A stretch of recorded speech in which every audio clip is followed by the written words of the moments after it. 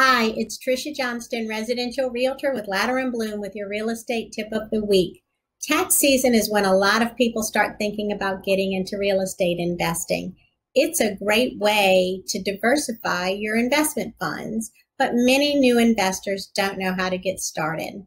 One option is buying rental properties where you can have rental income and take advantage of some tax deductions while the property grows in value. The key to success is buying in an area where you'll be able to keep the property occupied and where future resale values look strong.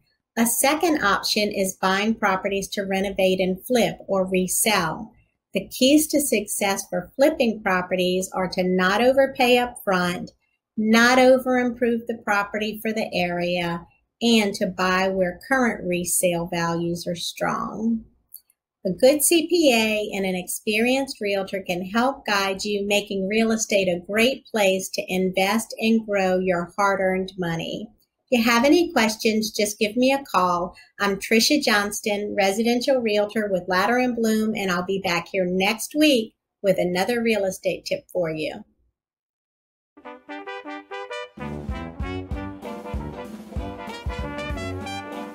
It's Mardi Gras season and Premier Credit is ready to throw you some cash. Any loan, any reason, and fast. For more information, call 225-667-8100 or apply online at premiercredit.com.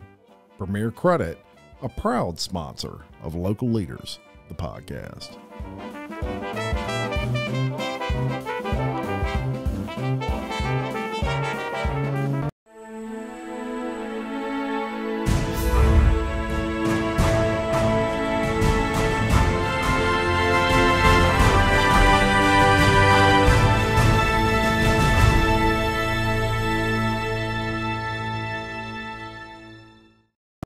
One of my favorite parts when hosting Local Leaders, the podcast, is the research that I perform before each show. Now, in an effort to do the best job I can to get my guest message out there, I want to really dive deep into who they are outside of what they do. Jeff Taylor, you're no exception to that rule, really. You are the assessor for Livingston Parish, and you have an interesting life outside of just assessing. So we're going to talk about all of that, but I want to welcome you to the Local Leaders of the podcast, Mr. Jeff Taylor. Thank you, Jim. Thanks for having me on. I appreciate it. It's an honor. Now, you stay really busy with all the things you do in Livingston Parish. We're definitely going to cover all of that. But I want to get kind of an idea of who you are, you know, outside of that. Tell me about where you were born and raised and where you went to high school. I was born in a little community called Coyell. Coyell is right outside Livingston, and anytime that you can use Livingston and French Settlement to describe where somewhere's at, you know it's a small area. But I wouldn't change it for nothing in the world. I grew up around my best friends. We've stayed in touch even all this time, even though I moved to Denham Springs, which is not that far. Sure. But when you get in life, things change. And I grew up, I went to Frost Elementary School. And I went there for the first 6 years of my schooling. And great memories. In fact, I went to North Dakota to go to see Mount Rushmore. Yeah. And I wore my Frost jersey. I think it was South Dakota, actually, we went to. But I was representing Frost in that deal. Then I went to Doyle. I went to junior high at Doyle, and then I also went to Doyle High School. Okay. And I graduated in 1982. Okay. That was my schooling. Awesome. And at some point you got married, had kids and all this? I got married in 1986 to Delia Adams, who was my high school sweetheart. Awesome. And we married right after I got out of college. I was actually in my last semester at college when we got married. Yeah. And then we've had two children. Awesome. Zachary is 26 and Caroline is 22. Zach graduated from LSU a couple years ago in journalism. And Caroline is currently, she'll graduate this May, and she is a basketball player up at Rhodes. And I enjoy, that's my favorite team. Rhodes College. Memphis, Tennessee. Look, and she's a smart one. There's no doubt. She got that from her mom, I can assure you. I know that feeling firsthand. And yeah, Rhodes, as a matter of fact, one of their alumni is our Supreme Court Justice, Amy Coney Barrett. That's exactly right. And my daughter believe it or not, was in neuroscience, and she was going to go into medical school, and all of a sudden things happened over the last year or so, and she is going to law school. Really? Yes. Oh, that's fantastic. Who knows? One day we may have our second one from Rhodes. That would be awesome. Yeah, very smart. Very smart. You got to be sharp to get in Rhodes. Yeah. That's a great college. So she's a basketball player there? Basketball player. She's a 4-year letterman. She's the last 2 years she started. They've won a conference championship, and her sophomore year, they actually played an NCAA tournament, which is rare. Yeah. You've got to win everything in your conference to be able to get there. So they won it, and she actually scored in the NCAA tournament. And I tell her all the time, I said, you don't understand.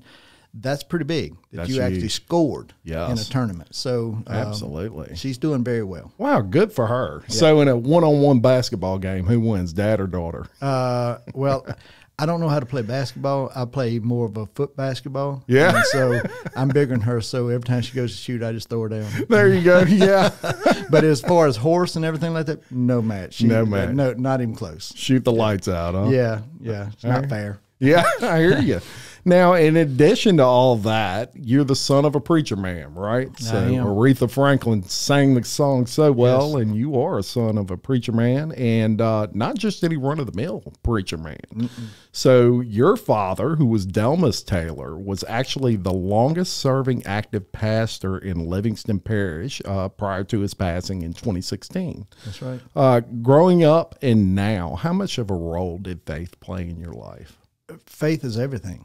Yeah. You know, my mom and dad, they raised us, and unlike a lot of times you see on TV, ministers, a lot of money and things like that, that wasn't the case. My dad served a church. He started a church out in Livingston, in the Coyell area, and he served it for over 58 years. Yeah. And his salary never was much more than about $12,000 or $13,000 a year. Wow. And so he worked outside the home, outside the ministry. So there was many times that my dad would work 8 hours, and then he would come home, take a shower, and go to the hospital to visit. Or he'd be 2 or 3 o'clock in the morning. We didn't get to spend a lot of Christmas Eves with my dad. Yeah. Because a lot of things happen on Christmas Eve. Sure. And people always were coming to the house. I wouldn't trade it for nothing. Yeah. I wouldn't trade it for anything. He grounded us. And my mom also, they grounded us in the scripture. They grounded us in the word and prayer. Yeah. You know, and the thing, Jim, I don't live up to the things that he does, but if I could be half as respected as he was when he passed away, when I passed, if I can be half that, then I was a success. Yeah. I wouldn't trade it for nothing. There's nothing about being a son of a preacher man that I would change. Yeah. I had somebody tell me the other day, and they went on Facebook to say it, and they said, well, he hides behind his religion. And the truth of the matter is, Jim, I don't know where else to hide. Yeah. Because it's a strong statement. You know, when you're sitting there and you know that you've made errors and you made mistakes and you mess up in your office or whatever you do. Sure. He puts you in his quiver. Yeah. It says you're an arrow, and he hides you in the cleft. So when they say I hide behind my religion, thank you. That's the only place I know where to hide. Yeah, that's a pretty good compliment, actually. Yeah, and, you know, we're all imperfect as people. Absolutely. And so I can see how much it means to you, your faith, and I think that's obviously a great thing. Now, you are the assessor for Livingston Parish, but you weren't always the assessor. You were actually in the insurance industry for 13 years prior to that. And I would imagine that kind of served as a good springboard into what you would make your life's work later on, which was assessing. Well, you know, when you're in insurance, at first I started off, I was in life insurance. Well, I never just wanted to do life insurance. I wanted to do property and casualty. Yeah. And the more you get into property and casualty, if you're selling property and casualty, you got to know bricks and sticks and everything, how it takes to finish a home, how much it costs to replace it. And so I was looking at it and I said, you know what? I think I can do this. I know I can do this job. I've been trained to do this job as assessing, because what you're doing is assessing value. Yeah. And you do it a little bit different. You do it on a mass appraisal instead of an individual, but it's basically the same concept. Yeah. And so I decided I was going to run. And fortunately, in 1999, I won. Yeah. You know, how about that? Yeah. And so it was my first time off into political life. I was 36 years old, and I had no idea what I was asking for when I took it. I didn't know until August of the next year how bad it was. Yeah. But we've been able to do a lot of stuff in that office. Yeah, you really have. And we're going to get into some of the great things that y'all have done since you've been in the assessing office.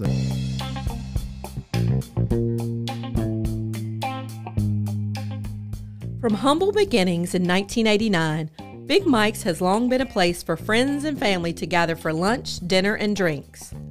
Big Mike, Jocelyn, and their friendly staff invite you to come in and relax in one of their spacious dining areas, or watch a game on one of the big screen TVs. Big Mike's is a place to meet old friends or make new ones. Big Mike's offers daily and nightly specials, and they specialize in serving up delicious and fresh menu items. Big Mike's offers a catering menu for large groups and has private party rooms for up to 100 guests. Whether you're planning a quick lunch or a large family dinner, or just a night out with friends, Big Mike welcomes you to experience a great time. And don't forget to grab some t-shirts, caps, or koozies in the gift shop. Oh, or a bottle of Big Mike's Honey Dijon.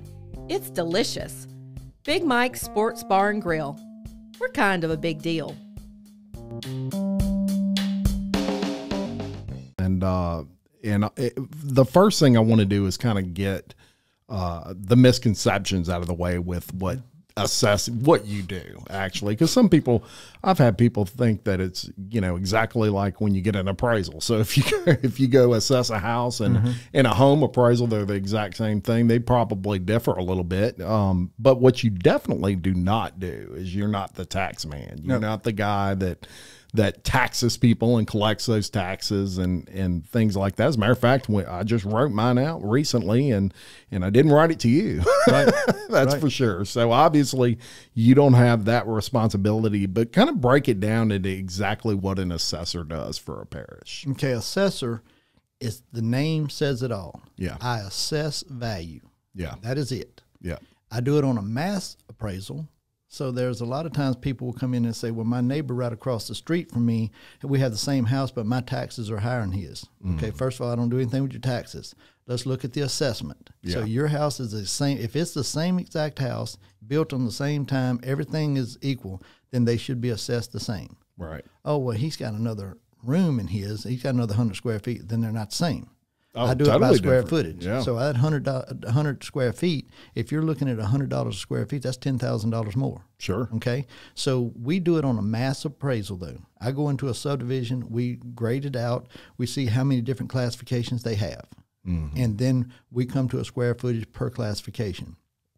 In doing that, everybody is assessed equally. Sure. Now, it has took us a long time to get it to where everybody is assessed equally. There are still people that we know, we don't know who they are, but we know there's some fraud and everything in here, because the way, when I first walked in the office, Jim, we did a spot check on Florida Boulevard from Denham Springs to Livingston.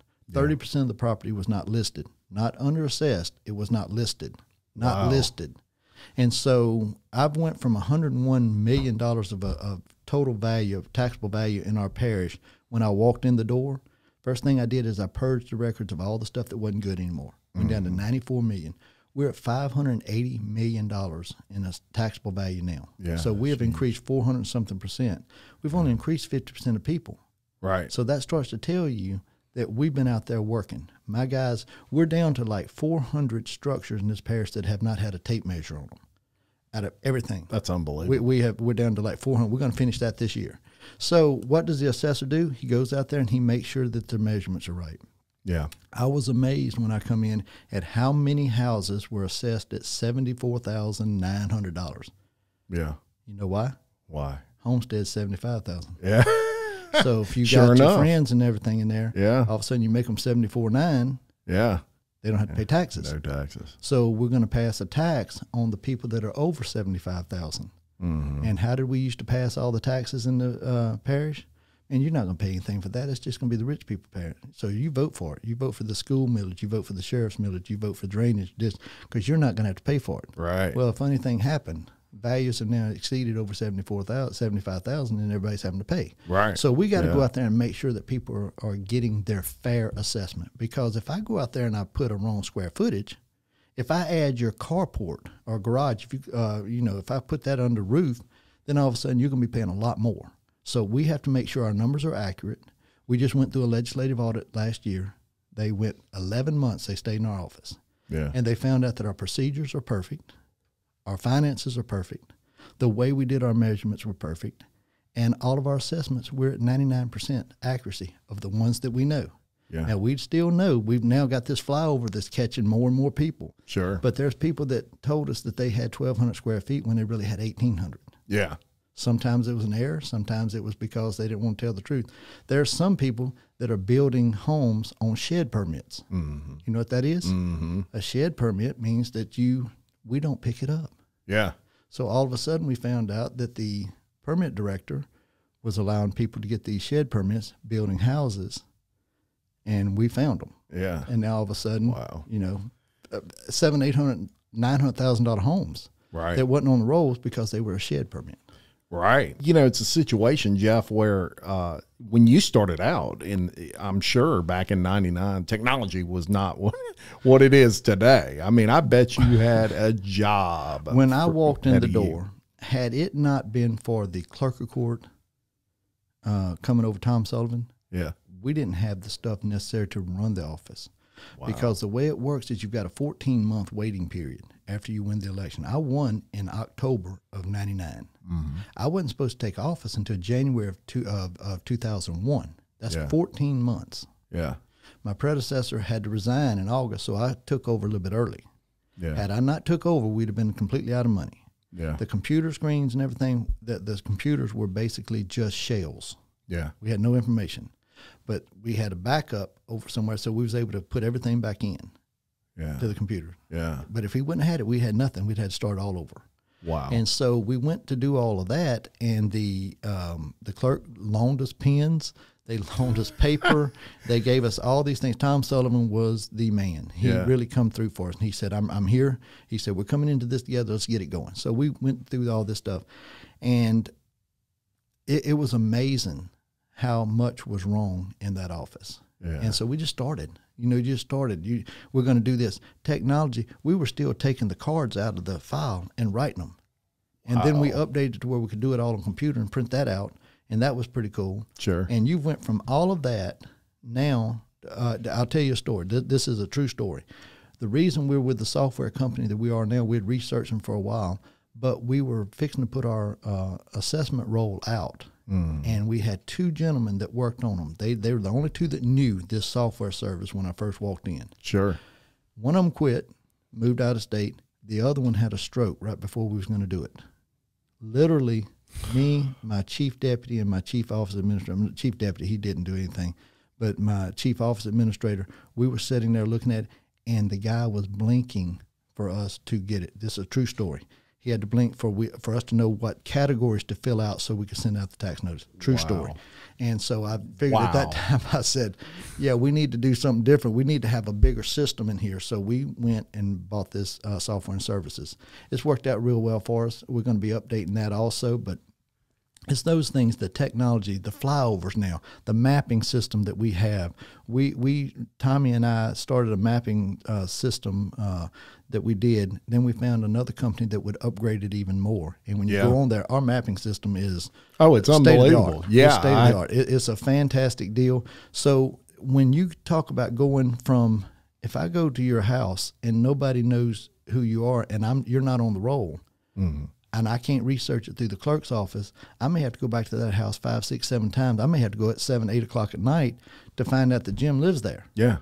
Whereas now when my map and the way the clerk and everything's figured things up, we just go through and put the description in, and it's coming up and it's showing up on our maps with a picture of the house. So when people come in and say, my house is not worth that much, you need to lower it.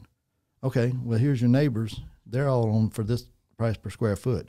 Why should I put you on less? Yeah. So it's made me very unpopular in the last 4 years since we've started doing that, and it's led to a lot of just unpopularity. But the work has to be done. Yeah, and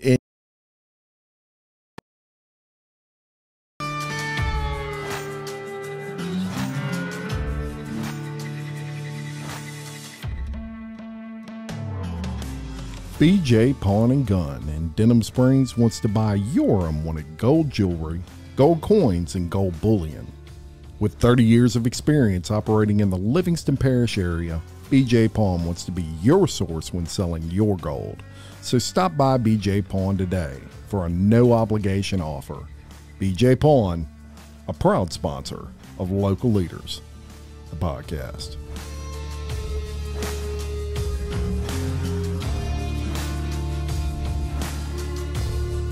And you're in a job where no matter how good your job is, it's hard. You know, people still look at it as, well, you're in my pocket. Well, Yep. And you're really not. As a matter of fact, they're not under homestead exempt, then I'm the bad guy. Yes. Yeah, exactly. And it's just your job. You're hired to do a job, and this is what you're hired to do. But I prefer to think about it like this. You're making sure I'm not over-assessed. That's right. You know what I mean? Instead of looking at it negatively and saying, well, he's trying to charge me more than it maybe I should have to pay, which you're not going to do. I look at it as you're making sure that I'm not paying more than I should have to. Well, a lot of people think that I personally get the money. I'm sitting here going, it does me no good. Yeah. Think if you just put it on a basic level of thinking, why would I overassess you? I've got to come back and ask you to support me in 4 years. That's right. So why would I overassess you? That's right. So I don't get the money. Some of it comes to my office to run my office. Sure. But these other districts get the money. Yeah. So why would I overassess you? There's two different rules, two different schools of thought. One is that you have people pay the maximum amount of taxes they can pay. The other one is you pay them least amount. My deal is I want you to pay the least amount of property taxes that you have to, because I want to make it right for everybody else to get. Yeah. And the way we do that, we'll talk about in a few minutes about lowering millages. Yeah. And you said a key word earlier, which was fair. You just want to be fair with everybody. I want to be fair. I don't mind paying my fair share, and if everybody has that, because some of these taxes, I know we all hate paying taxes, but some of this money that you're paying in goes to some very good things. And as much as I don't like to pay this tax and that tax, whatever it is, I wouldn't have roads to drive on if I didn't pay them. We wouldn't have schools. Yeah. You couldn't call the fire department and get them there. Right. They wouldn't have a road to go down. Exactly. You wouldn't have the equipment that they have. The sheriff's office, I like going to bed at night knowing that my streets are safe. Absolutely. I love it. I like going to bed at night knowing that my schools are being taught by good teachers and my good principals and my superintendent. They're taking care of our needs. Yes. I like that. I like fire departments. I like when my son and daughter played ball at Pards, I like to be able to go to a facility that was clean. Absolutely. And everybody Love wants Pards. to throw a fit about it and everything, but the truth of the matter is it takes money to do these things. Yep. And my job is to make sure, my only job is to make sure that you don't pay more than what you're supposed to. That's right. That's right. And that's make sure that everybody's on fair. That's right. And we talked about, kind of the start of what you had to deal with when you got into the assessor's office and where we're at now. And I do want to mention that you have done a lot of things that I consider giving of yourself when it comes to supporting the assessor job. And I'll give you an example. So you've served on the board of directors for 12 years for the Assessors Association. You also served as treasurer. You served twice as vice president, once as interim president, and once as president. And in addition to that, in 2021, you were named Louisiana's assessor for the entire state of Louisiana. Now, there's a lot to be proud of there, Jeff. So, but what really struck me is that's your peers, right? These are people that these aren't people that don't know who they're voting for or what they're voting for. These are people that know everything about what you do, and they honored you with that. And you've kind of given of yourself in all these other positions that you've served with the state of Louisiana Assessors Association. How did that feel to get that recognition? Well, as far as board of directors, I was asked to serve, and I wanted to do that. Yeah. And then after a while, they asked me to serve as treasurer, and I'd become the treasurer for about 3 months when the president resigned. And the president resigned. That meant the vice president moved up, and then I moved up to vice president. 1 week later, the president resigned, and I became interim president. Yeah. So in a matter of about 2 weeks, I went from treasurer, vice president to president. How about that? And so we have guidelines that we have to follow. So I was in the presidency for, a few months, and then we filled it with someone else. Sure. And I moved back to my position of vice president. Yeah. So it's pretty cool that they felt good enough that they kept moving me to these positions because Absolutely. they knew that I was going to, I'm one of those that if I see something needs to be done, I want to get it done. Yes. I don't want to lollygag with it. I don't want to put it out to the side. If it needs to be done, let's go get it done. Yes. And then I became president, and we went through all kind of changes and everything. But one of the things that I wanted in that is because in the assessor field, it's a male-dominated field. Sure. Okay? And we've got a lot of offices now being taken over by women. Mm-hmm.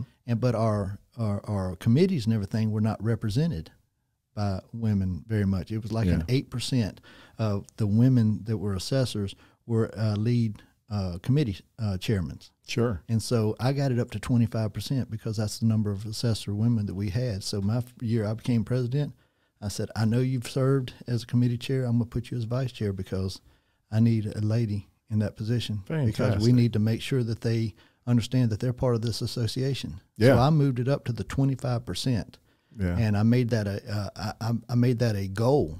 That was one of my goals. I wanted it to be because I have a wife and a daughter. Yeah. I want people to know that what they do is important to me. Right. And so I moved them up to that. But then to get Assessor of the Year, this is from people that know what I do. Exactly. This is not people that are voting on popularity. Mm-mm. This is not people. This is people that know what I do. Yep. And I was standing in the back of the room when they got up to announce it. And I was actually talking to the assessor from Washington Parish, and they said my name, and I actually thought they could hear what I was saying and that I needed to quiet down. I said, I'm sorry. Like that, and everybody was looking at me and like that, and they would say, and they looked, I said, what? And I started laughing. They said, say it again. So she said, my assessor of the year is Jeff Taylor. Wow. And I was literally so not expecting to get it. Yeah. That I wasn't even really paying attention because he and I were talking about something to do with legislation. Sure. And all of a sudden I forgot what legislation we was talking about, and I was the assessor of the year. I mean, you know, the Bible says not to be prideful and all that stuff. I don't think I'm prideful, but man, I was awfully proud of that. Absolutely. Because, you know, you kind of go through some things here in the parish that happened over the last couple of years and everything, and all of a sudden you go, okay, yeah, all right, God, you've got it in control. Yeah. I was sitting here fretting about this or fretting about whether this legislation is going to pass. You got it. Yeah. Yeah. And it's such an honor that it was people that, like you say, they know what you do every day, and they're honoring you with this award. And we all like a little recognition for our hard work. And I mentioned all those other things that you did as you know, serving as the treasurer and the vice president and the president in the short length of time, because the key word there is serve.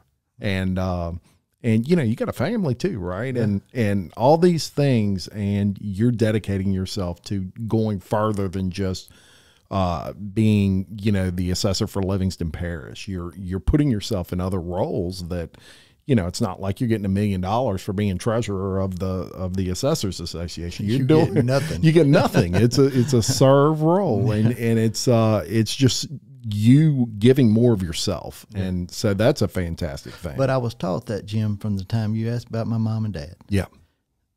They taught us to serve. Yes. That's what you do. Absolutely. You walk into a room and you find out what you can do. You don't walk into a room loud. You don't walk into a room trying to make everybody see you. You walk into a room and see, what can I do? Yeah. How can I help you? How can I help? That's because right. I saw it so many times when someone lost a loved one. My dad and mom would walk in, how can I help you? Mm-hmm. How can I help you? When we lost my sister, we were all sitting on the couch, and I looked at my mom and said, I don't know what to do, because usually at this time I'm helping serve drinks or food or anything. I don't know how to take it. Yeah. And she said, well, you have to. I said, I understand. Yeah. But it's harder because it really is one of those things where when you have somebody that wants to serve people, let them serve. I tell my friends all the time, if somebody's trying to help you, let them help you. Yeah. Because they've been through it. That's right. That's great advice. Great advice. Now,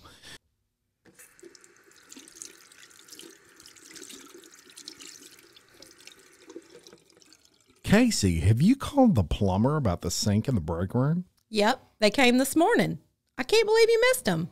What was their name again? Giot's Plumbing. Wow, that was quick, and they did a great job. They did. And when you need plumbing services of any type, give Giot's Plumbing a call. With over 50 years combined plumbing experience, the team at Giot's Plumbing can handle all of your plumbing needs. So whether it's residential, commercial, new construction, or reconstruction, give Giot's Plumbing a call at 907-6282 and get scheduled fast.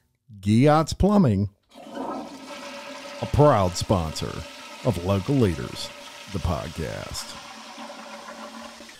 You've done a lot of good things, obviously, for the office that you serve and with the assessor's office, and we want to get into some of those. So you talked about earlier purging the tax rolls to give districts more accurate information when they're doing their budgets and things like that. You also piloted a computerized data system to manage assessment information.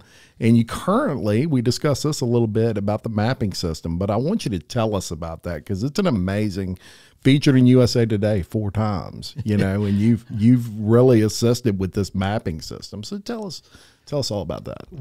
I was doing some studying on mapping at different areas that we was going through. And so I contacted this company and I told them, I said, here's what I'm trying to do. We have a little bit of an ownership map, but it's not a great ownership map. I said, I want it to be to where my realtors and my people that are doing abstractors can come out there and they can look at this and they know when they leave there that they've got the information. Sure. And I don't want bad information put on there. So if you don't have the right information, put question marks on it. Yeah. And that means that we don't know who owns that. So if anybody sees that question mark, you can call and say, oh, Jim owns that piece of property. Yeah. Okay, so we can go research it. So we got with the company. It took us 5 years to pay for it. Wow. 5 years. Yeah. Because I didn't have the money. Yeah. Just simple. Yeah. Ascension started their program with us, the Ascension Assessor that's in there right now. Mm. He actually came to my office and trained. He saw what we was trying to do. Yeah. And so Ascension has a lot more money than Livingston. Yes. Because of all the districts. Sure. Baton Rouge has more, West Baton Rouge. So we had to piecemeal ours together. So I worked it out with a computer company. I'll pay for it over 5 years because we couldn't go live until we paid for it. Right. And so by the time I started mine until I got it online, it was 5 years. Yeah. Ascension bought theirs in our 3rd year, and the 4th year they were online. So it looked like they were the first ones. We had to wait another year to get ours online. Okay. Because we had to pay for it. Yeah. But we come out here and they've started being able to break things out for us. Our realtors and our abstractors, they'll call me all the time and say, man, this is great. Can you do this? Yeah. Because I didn't buy it for the assessor's office. Matter of fact, when I put it out, we had a big deal. Casey may remember this. We had a big deal at the Forest Grove over here. And I told him, I said, I want to introduce y'all to the new mapping system. And a guy said, he says, is this the assessor's mapping system? I said, no, this is the Livingston Parish mapping system. Right. This is, I'm giving you, you're not going to pay for it because taxpayers are already paying for it. So why am I going to charge other people for it? Sure. So realtors, you get it for free. If you want to get on it, you can. You can't change anything. Yeah. Because then all of a sudden we'd have everybody changing. Oh, yeah. And everything. But you can get on there and look at it. But I gave it to them for free. So it's a Livingston Parish mapping system. Jeez. And so, you know, over in these others, they're charging people for it. No, I want to give this to you. Excellent. And because I was able to get it, then Greg and them came in and they've tweaked it. We now can lay over all of our districts. We can lay our Senate districts, our sewer districts, our recreation districts. Everything can be laid out, and you know exactly who's supposed to be in those taxing districts. And it's off the chart. Yeah, and I encourage anyone, you can research some of that stuff online with the Livingston Parish mapping system, and I encourage you to check it out and get more information on that. I encourage them to go on there and look at any of them. If you see the question marks, there's 3 question marks. Yep. They're side by side. If you see one of those and you know who owns that property, let us know. Because there's a chance there could be a house on there that's not assessed. Sure. That usually gets people's attention. My neighbor may not be paying attention. Could be. But the truth of the matter is we're not doing it to catch people. We want to get it to where the information is correct We want to see who owns the land. We want to be able to, because a lot of times that goes into revenue sharing from the state on how much you've got done correctly, how much is not on the tax rolls. So it affects our districts. Absolutely, it does. And so that's a great thing. And who would have thought in Livingston Parish right here we'd have all this high-tech equipment? Well, I would tell you that Eagleview came in on this mapping, and they did a flyover. Yeah. They were going to do a flyover, okay? Yep. And the flyover we first did was like a 2 to 3 inch pixel. Yeah. And so they come back in and they said, look, we got this new thing out. It's a 1 inch pixel. And I said, I have no idea what you're talking about. Yeah. I said, it's going to be so good that you can see a golf ball on the green. That's how good, that's how low we're going to be able to fly. You can see a doorknob on the door. Yeah. Well, that means that you can assess the property from that map now. You don't have to send guys out there and get eat up by dogs and stung by wasps. And so when they told me that, they said, you're going to be one of the first in the nation to have this. I'm thinking, okay, this dude's trying to sell me something. Yeah. But I like the idea, and every time I go, well, I go to a conference in Portland a couple years ago. And while I'm there, Washington, Oregon, California, and Idaho are there. They ain't never heard of it. Really? And so as I'm there, the guy says, do you mind giving a little update on what it's like to have 1 inch pixel? So when the guy sold it to me, he was telling the truth. Yeah. We were some of the first in the country in Livingston Parish. Us and Lafayette were two of the first ones to have the 1 inch pixel flyover. How about that? Yeah. Man, that's and so huge. when you start looking at these things, when I used to go to, and I'm not bragging on Jeff, I'm bragging on the office, because these people that work for me, they work hard. Yeah. You know, they take a lot of abuse, but they work hard. But when I first become assessor, I'd go to international conferences, and they had at one time on ways, not that they had some fraud things that was happening, and Livingston was up there. Yeah. And I'm sitting in there, and I just introduced myself as Livingston Assessor. Yeah. And all of a sudden, you look up on that screen, and there it is. Ways not to do things. Yeah. And now all of a sudden, ways to do things. Exactly. And Livingston's up there. Yeah. So now you set up a little bit higher, whereas before you slid down. Oh, yeah, You didn't want nobody to see. No, I didn't say Livingston. I said Livingston. You know? Well, y'all have done a great job with that. And, you know, of course, LP, we've had our share of bad luck the past 4 years. First, the Great Flood. I mean, we were all in that one together. And then in 2020, COVID reared its ugly head and kind of hit us again. Yeah. Now, as the assessor, you have been very understanding, and your office has been understanding. You've even implemented some programs to kind of help people who maybe can't get back on their feet, even since the flood. Yeah. Believe it or not, there's still people out there, folks. But also with some COVID discounts and some pilot programs and things like that. So let's cover the flood and the COVID programs that you have. When we did the flood hit. Okay, the assessment roll was opening for inspection the Monday after the flood hit. Yeah.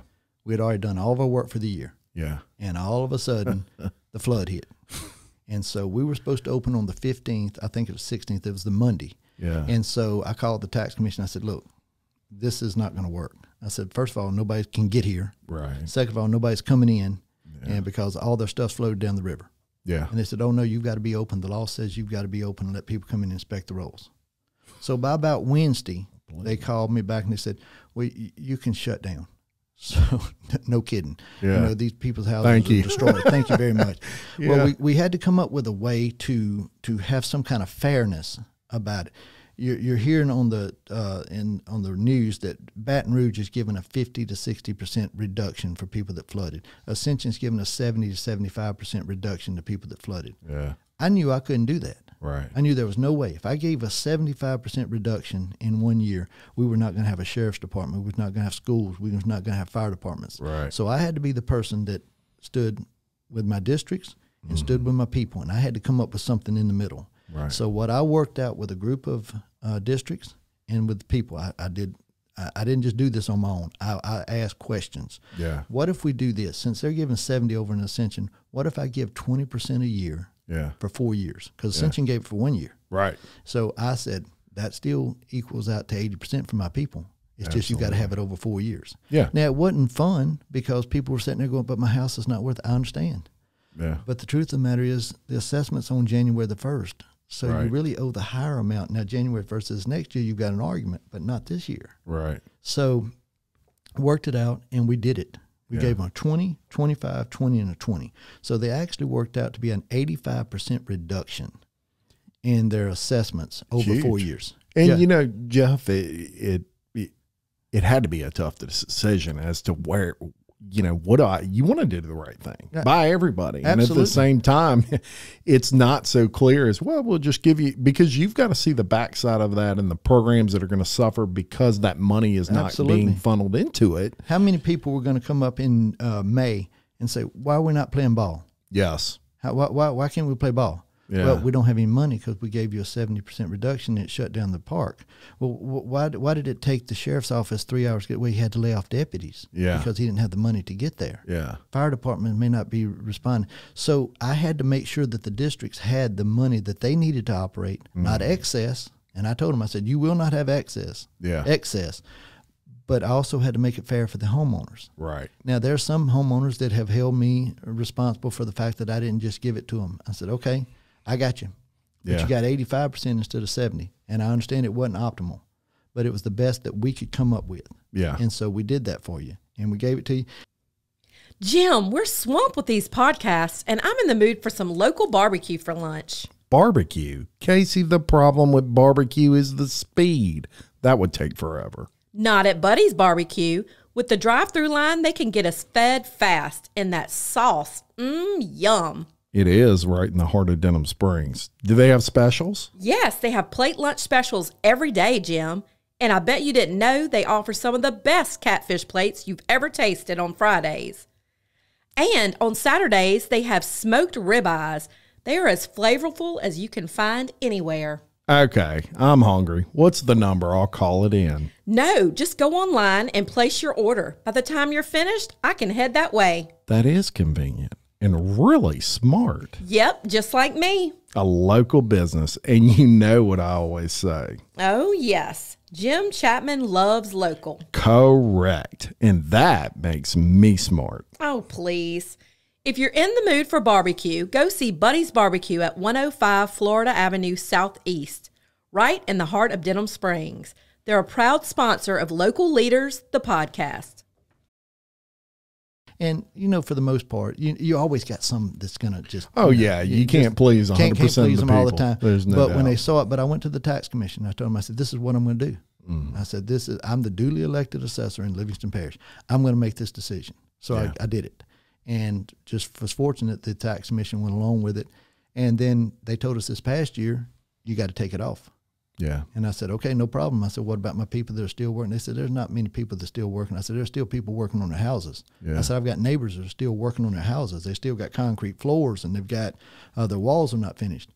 So we put out a little deal, billboards. You may have saw some of the billboards everywhere that said, look, if you've suffered any loss and if you're still working on your home, please call us. We did. A lot of people called and said that they would send us pictures and everything. So we had a lot of that. And then businesses that were affected by the flood still. You know, they were back up and running, but some of them were still doing things to their building. Sure. So we took all that when they just bring in proof to us. We'll go out and verify it, because we found out that a few people were willing to bring us proof of houses in Mississippi. Yeah.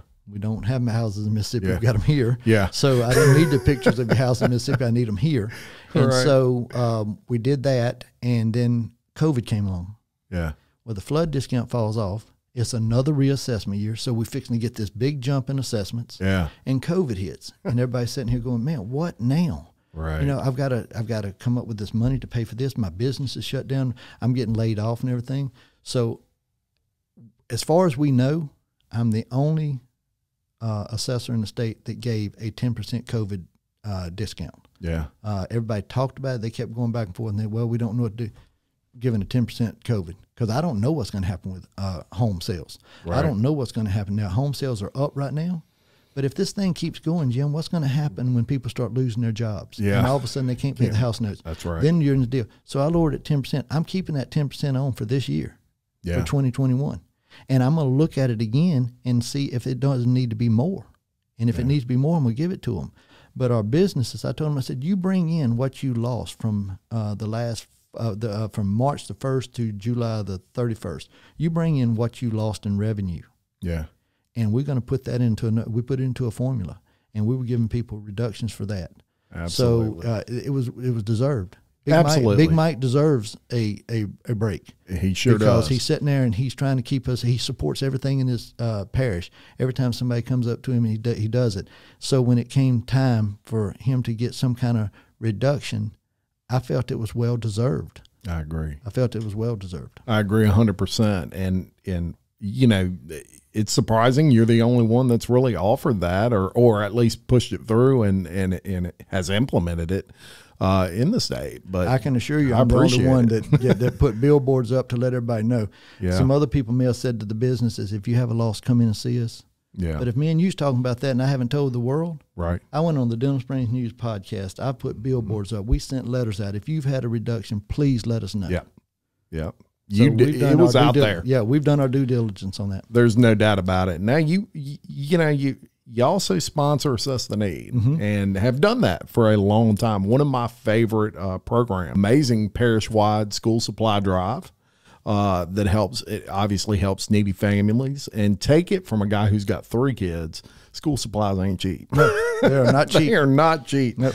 And I want to tell you, all you listeners out there, I want to discuss it a little bit because you're in your 20th year with Assess the Need. So tell us about Assess the Need, how you originally got into it, and you know, all the great things that you're doing for this 20th year of Assess the Need. Okay.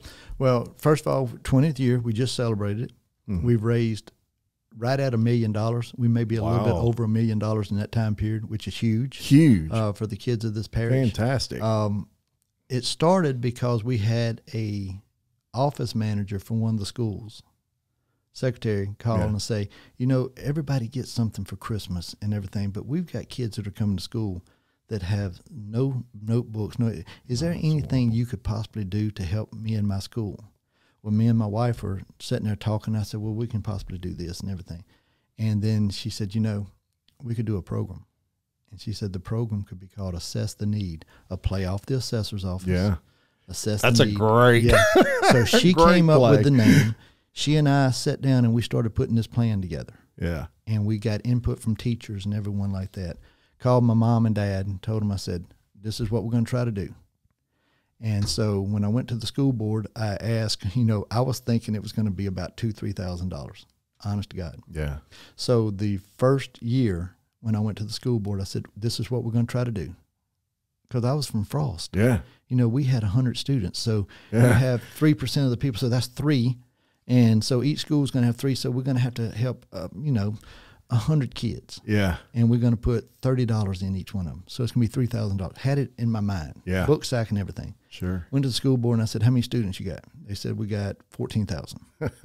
I said, okay, about how many students do you think are in need? They said, probably about 10 to 12%. So I'm like, okay, I said, excuse me? I said, how many do you have? And so it's going to be 1,400 students. Yeah. So I called my mom. I said, Mom, I've already told these people what we were going to do. Yeah. And my mom is a faithful person. Sure. And so she said, God owns the cattle of 1,000 hills. She said, he's never left you short. Yeah. Never left you short. I said, but Mom, you're not understanding. 1,400 kids at $20 a piece is $28,000. I said, I was expecting to reach. She said, do you believe? And I said, I don't know, but I know you do. Yeah. And so I called my wife and told her what it was going to be. And so we prayed. Yeah. And Jim, the first year, we raised $32,000. Amazing.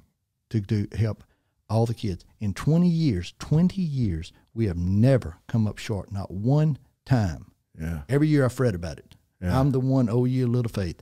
I go, man, there's no way we can raise $45,000. Yeah. There's no way we're going to raise that kind of money. Yeah. And I get to the end and I ask Krista, I said, how'd we do? We got a little bit left over for surplus for next year for the advertising. Yeah. Every year. He owns the cattle of 1,000 hills. He's not going to leave you short. That's right. You know, he is going to be there to answer the question. But we have been able to do this over and over and over 20 years. Yeah. And not only have we helped Livingston Parish, but when the storms came through, we went to Texas when it hit over in Lake Charles and all the areas. We went to Lake Charles. We took school supplies to Lake Charles, truckloads. And we went to Texas. We went to Plaquemines Parish. We have been to Orleans Parish, taking all these supplies to Mississippi, Texas, different places. When the big hurricane hit with Katrina and Rita back to back, somehow somebody found out about it on Facebook.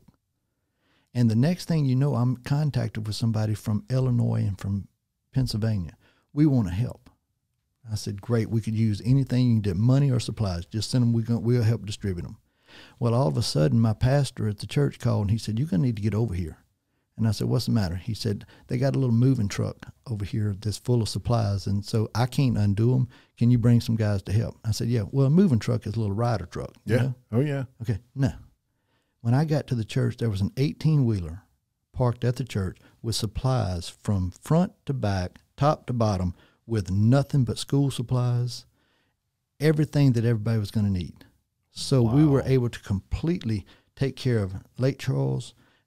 It was amazing how he took just a little grain and he multiplied it. Yeah. And all because somebody saw it on Facebook. Who sees Assess the Need on Facebook? Yeah. And all of a sudden, we got a 18-wheeler. So we had to call other people. Yo, we can't get this done. We don't even have anywhere to put it in the church. We filled up the choir room. We filled up every room that we could possibly do. And then church people started showing up. Yeah. And they were saying, we can take this one. I know some people over at this school in Lake Charles. They'd go. They'd just drive. They'd pull a trailer. And all of a sudden, before you know it, in 2 or 3 weeks, we had all those supplies gone. And we had met all the needs of the people. Wow. Amazing. It really is, Jeff. Just and you amazing. can see your passion for it. And that's, you know, we were all young once. And when you're young, you don't realize the importance of giving back like you do when you get a little bit older. Mm-hmm. And all you listeners out there that you support these nonprofits, and especially our homegrown ones like yours, because it matters. It's just a direct impact on your community. And wow, you know, when you sit back and you think about what that means to a kid who didn't have a pencil or didn't have, you know, a notebook, and how blessed we are that we don't, our children didn't know that. Didn't know that feeling. Yeah.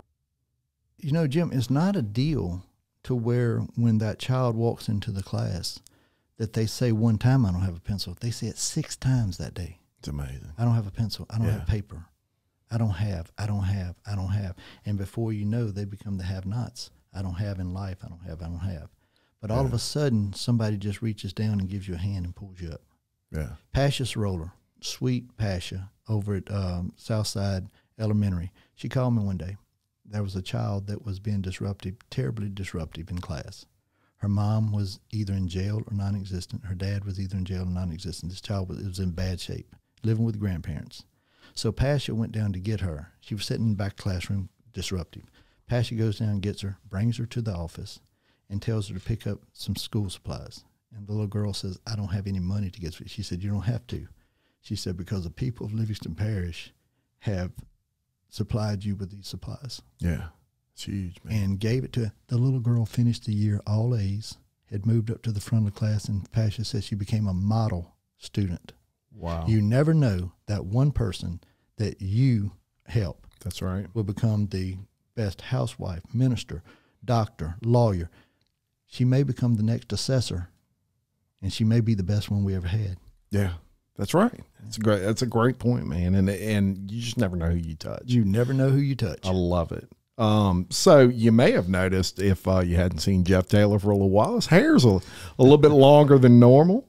But let's discuss why you're growing your hair out, because some people may be saying, "What is he going hippie on us?" I've had that. I've had the boy's lost his mind. He's growing his hair back out. He's trying to relive his glory. The boy's lost his mind. I love it. He's trying to relive his glory days of the 18 to 22 when he had the longer hair and all these things. But truthfully, it happened quite on a whim because of COVID. Yeah. And I saw Dirk and Hootie Lockhart at Greystone, and one day, and my hair was getting longer because I couldn't get a haircut. Sure. And my hair was always so short, and all of a sudden it was getting to where I couldn't comb it, I couldn't do anything with it. And Hootie said, man, you ought to grow your hair out. I said, for what? He said, for St. Jude. He said, you know, I put on that golf tournament every year. I said, I'm in. Yeah. Didn't even think about it. Yeah. I didn't think about discussing it with my wife, who I should have, but I just said, I'm in. Well, I started then, and a lot of people didn't, they would hear about it. Yeah. And then all of a sudden they started seeing my hair get longer and longer. And then I went through the stage where I had to slick it back because I couldn't do anything with it. Sure. And then I run into Hootie, and he said, "You're really going to do this?" I said, "I'm absolutely going to do it." And so I thought I was just doing it for Hootie and them. But then I met people that have lost their hair to cancer. Mm-hmm. And I met women that told me, "You have no idea what it means when you get a wig, when you've had cancer." Yeah. And all of a sudden, it didn't become a deal of, well, this would be fun to do. It became something I wanted to do. Yeah. And it's going to look ridiculous. It's going to get worse than this. It's going to be a ponytail. I need to tell the people at church that I am going to be prepared. Yeah. I'm going to be wearing a ponytail before long because I can't really do anything with it. Yeah. My wife complains because all the hairspray and all the gel are gone from the house. But it's going to get to a point to where I'm going to do that. It's going to take me about another year and 2 or 3 months, Jim, to get to where I'm at. Tiffany Sicard with HomeKey Mortgage combines the experience and knowledge you need to make your mortgage loan a smooth, stress-free process. Reach out to Tiffany for more information on the vast mortgage programs available in the Livingston, Parish area. Tiffany Sicard of HomeKey Mortgage, a proud sponsor of Local Leaders, the podcast.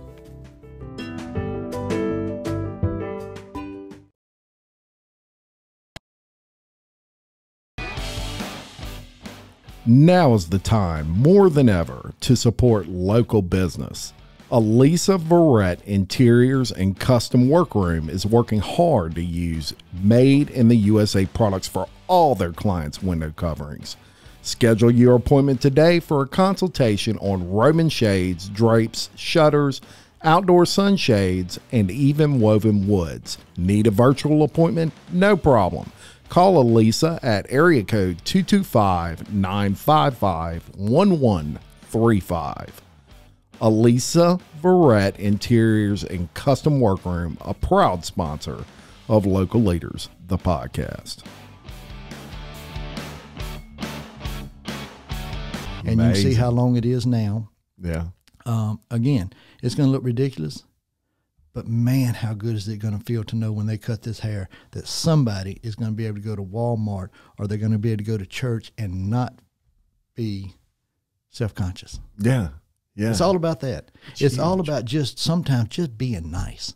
It just does not hurt to be nice. It don't cost you a penny to be nice. That's right. It just don't. It don't. It makes you grow your hair out sometimes, but those of us that can actually, yes. And what a great. So this is through St. Jude. I'm going to raise money. I am actually raising money. So if anybody wants to give, they can contact me. Yeah. We're raising money for the hair. Yeah. Is what it's called. The money we raise will go to St. Jude. Yeah. The hair, when it's cut, will go to cancer services or Locks of Love or someone like that. So, excellent. But the money, and we're actually doing okay on the raising of the money. I didn't think people would give money for me to raise my hair, but they are. And so that's fantastic. I want to raise money, and we was hoping to do it for this April for the golf tournament. Mm-hmm. Obviously, it's not going to be there. Yeah. So it's going to be through next April. So we're going to start a GoFundMe for the hair pretty soon. If people just want to give, it's no pressure. If you don't give, don't give. Yeah. But if you want to, everything, not one penny is going to go to any administration or anything. It's all going to go to St. Jude. It's going to go to the St. Jude Golf Tournament next April. So if you want to give something to it, please give me a call and I'll tell you how to do it. Yeah, and I'll definitely link all those things to my social media whenever you get them ready and set up to go. I do want to mention St. Jude is such a great national charity, and I've actually toured St. Jude's Children's Hospital in Memphis. Mm-hmm. Oh, wow, man. It is, it's one of those charities that I never hesitate to give to because I see exactly where that money's going. Yeah. And what a fantastic national charity that St. Jude is. Well, you've got the golf tournament. Then you got Trevor Van Pran that is just so dear to me. His mom and I grew up together and everything. And they've been through so many things. I went up to St. Jude to cook for the runners and everything. I took my smoker up there and we cooked. Yeah. But Trevor has got Team Trevor. So Yes. I'm doing all of this to make sure that St. Jude is honored through Monroe Lockhart and through Trevor Van. It just means something. It just means something. Yes, yeah. So get all the information you can on that, and Jeff will make sure it goes to a good cause if Absolutely. you'd like to donate some 100%. money. 100%. Now, you support your community in a lot of ways. You're affiliated with a lot of community organizations, including you're a chamber member. Chamber of Commerce, Livingston Parish. Of course, I'm an active member of the chamber as well. We love our chambers around here. You're a member of Kiwanis, Rotary. Golly, Jeff, you coach sports teams. You even serve as a volunteer in the school system. Yep. Yeah. Yep. So you may think there's no way Jeff Taylor has time for hobbies. No way. But, rumor on the street is you've taken up flying lessons. Yes. Tell me about that. Well, Delia's a pilot. Okay. She went a few years ago for Christmas. I gave her some pilot lessons. I bought her some pilot lessons just to see if she wanted to do it. And so she did, and she pursued it. And so seems like everything she thinks about, she pursues. She goes and does it. Look, completes. she's living life to the fullest. Yeah. And I'm so happy for her because she is living it to the fullest. Yeah, absolutely. But a few years ago, we found out that a plane, we could buy this little 172. Yeah. And so we bought this plane. Yeah. And so we bought it with the understanding that it was going to take me this much money to do lessons, my daughter this much money. So if we bought the plane, we could pay for it in the amount of lessons and everything, and then we could sell it if we wanted to. Yeah. So I decided to go start flying, found out that I liked it a whole lot. Yeah. So I'm now getting back into it because COVID's knocked all that out, but I'm getting back into it. Got to do my ground and all that stuff. So I'm excited about becoming a pilot because the truth of the matter is she already knows how to fly. So if both of us up in the air, we can fly at different places. Yeah. If we want to go to watch my daughter play ball, we can fly to Memphis. Fantastic. If I want to go to Houston, Austin to see my nephew, I can fly over there. And all of a sudden it's fun because when you get that high up in the air, when you're 6,000 feet up in the air on a Saturday morning and the sun's just coming up and it's beautiful, there's nothing like it. Yeah. And so all of a sudden I decided I'm going to do that. Fantastic. Fantastic. Yeah, it seems like a lot of fun. And maybe one day I'll take some flying lessons, get out there. Well, you need to go up with my wife. You need to let her just take you up because she's already a pilot. She can take you up and fly you. Awesome. It's just fun. Yeah. It's just fun. Yeah. So you have JT. Yep. Okay. He just won him a little election there. Yeah. Mayor of Livingston. Livingston. Yeah. So how proud are you that he won that race? And Jonathan was Jonathan is what we all called him. His mom wanted it to be Jonathan. She didn't want it to be John. She didn't want it to be Nathan. And then all of a sudden, I told her, I said, "How you feel about it now?" He's JT. Yeah, there you go. Short. But Jonathan was our first baby. His dad lived with us for years. His dad is my dad's brother. Okay. But he lived with us from the time I was 5, 6 years old. So he's my brother. Yeah. So it's the weirdest little thing. So we introduced each other as our brother, nephew, and things like that. Sure. So, but Jonathan was our first baby. Yeah. And so there's just a special place for Jonathan Taylor. But other than him just being ours, he is such a good guy. Yeah. This guy really gives of himself. He loves his family. He loves his community. Even before he was going to run for office, you'd see him out there cleaning the streets, picking up the garbage and everything. What a wonderful testament of a guy. Yeah. And, of course, I'm biased because I just absolutely love him. I mean, he's my baby. I just love him to death. And I know he's going to love the fact that I'm calling the mayor of Livingston my baby. But you know what, son? You're my baby. So. That's it. And he is. He's a great guy and did a great job with the tourism office. Absolutely. And now he's moving on to bigger and better things, and very happy for that.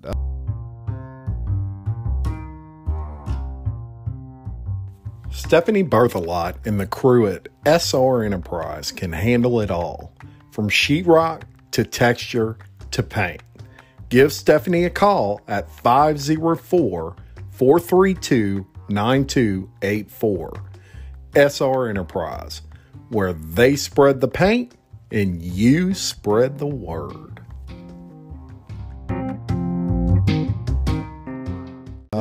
So one thing we do on this show is we do fun facts. Okay. Every week when I interview people, I like to come up with some fun facts on kind of what they do, and we both have a little fun with that. It's Casey's favorite part of the program, I think. All right, Casey. She loves fun facts. Okay.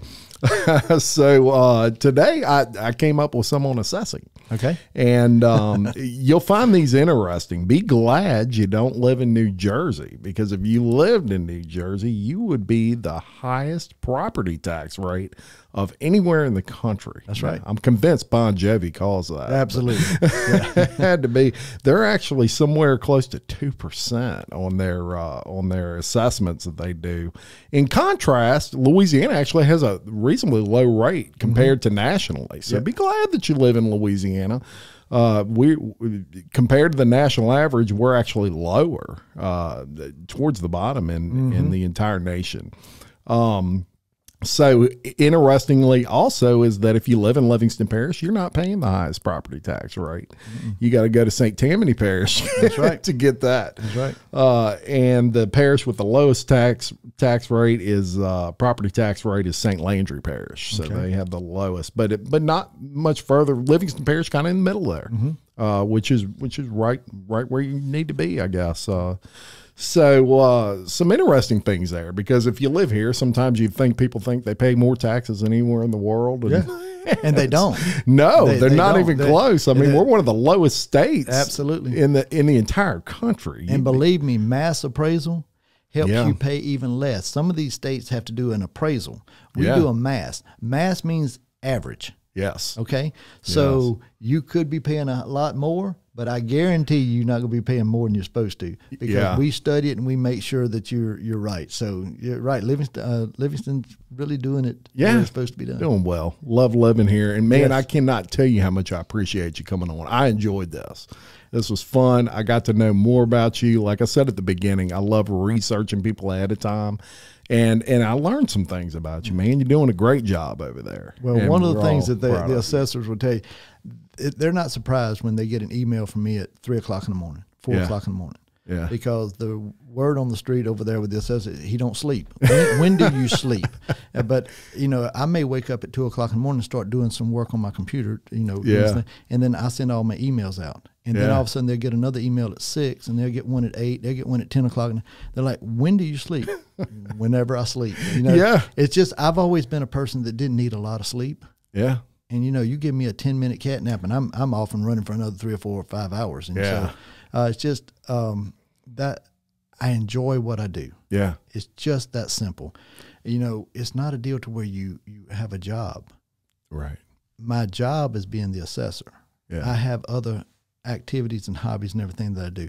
But I do love being an assessor of Livingston Parish, because I feel like where we've come from in 1999 to where we are today, light years. And the technology in the last 2 or 3 years is so fast, Jim. It's just moving at us as fast as you can. As soon as you buy something, it's almost obsolete. Yeah. And it's a good thing, because we can just keep on adding things. It really is. It really is. And you've done a great job over there. There's no doubt about it. Tell everyone where they can find you online if they want to look up more information on the assessor's office. LivingstonAssessor.com is where you want to go to, and that's going to give us our website, and you're going to be able to go in there and visit and see anything that you want to about us.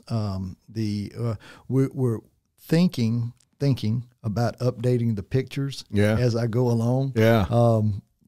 That one has not garnered widespread support yet from my office nor my wife. But we try to stay current with everything that's happening. Some of the laws, changes in homestead exemption.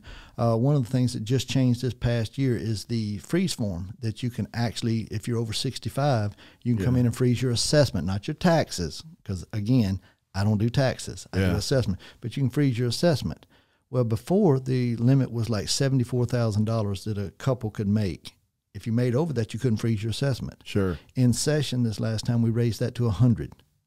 Wow. So that helps a few more people. Because look, if you've been paying taxes all your life at 65 years old, you deserve some kind of a break. And the only way we can come up with a break is to keep your assessment the same. Now, if somebody goes in and passes another tax, if the school board, sheriff, fire district, anybody passes a tax, your taxes will go up. Yeah. And as I told you a while ago, a good case in point for people to understand, I can assess your property at $1 million, And if there's no taxes passed, if there's no millages, your tax rate is zero. Zero. I don't pass those taxes. Every time you go and you vote on one, understand that when you come in, people will come in and tell me and say, well, I agree with my assessment, but my taxes are too high.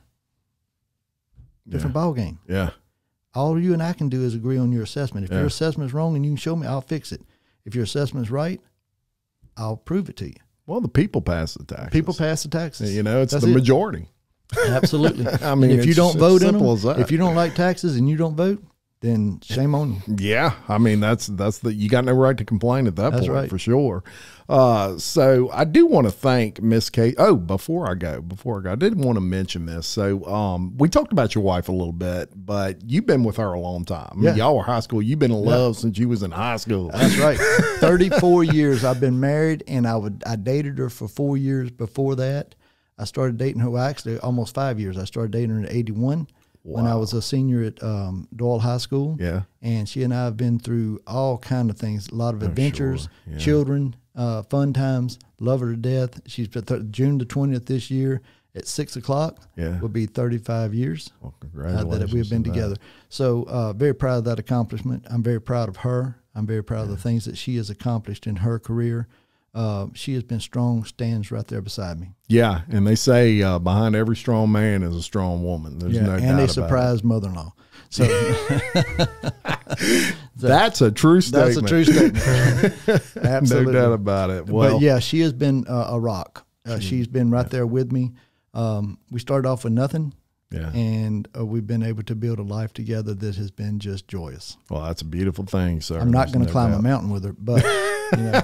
No, we'll have to get her on here to talk about that. Yes. She is an amazing woman in her own right. Absolutely. So one day we'll get her on the show. I do want to thank Miss Casey McMurray, who's in the shadows behind me, for her assistance in everything we do. She is absolutely invaluable.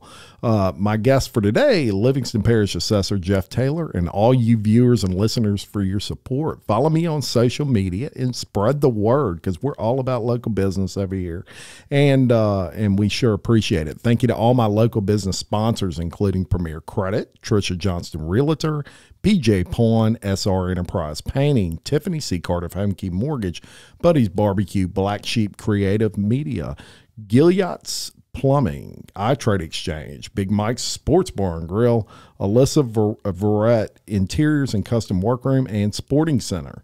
If you would like to sponsor local the leaders or appear on the show, please reach out to Casey McMurray via email at casey@localleaders.com. And until next week, I am Jim Chapman reminding you, love your community, support local business, and keep leading.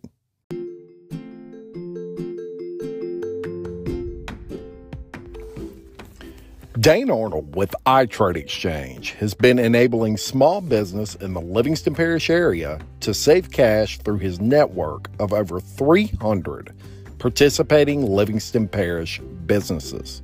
Saving cash by trading services with other exchange members is what Itradexchange is all about. For more information, contact Dane Arnold at 225-205-3640 or visit itradexchange.biz.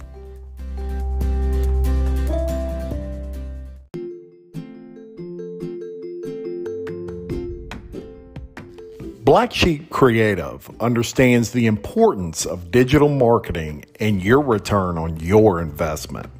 It's their aim to provide professional web and graphic design services at a price point that smaller businesses and startups can afford.